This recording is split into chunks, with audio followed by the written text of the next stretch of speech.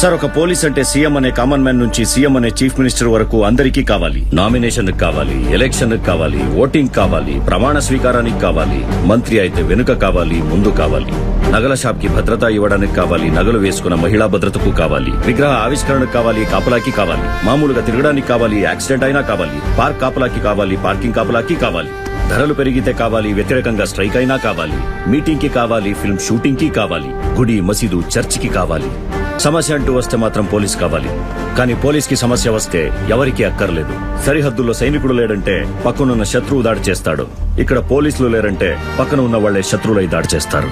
విధులకు అంటూ దిగితే మమ్మల్ని సార్ అని వారి కోసం పనిచేస్తాం, మామాని పిలిచేవాళ్ళ కోసం కూడా పనిచేస్తాం సార్. పిల్లలకి బుద్ధ, బసవన్న, దాసరు, శరణురు అన్ని విషయాలు నేర్పిస్తాం, మానవత్వాన్ని నింపుతాం.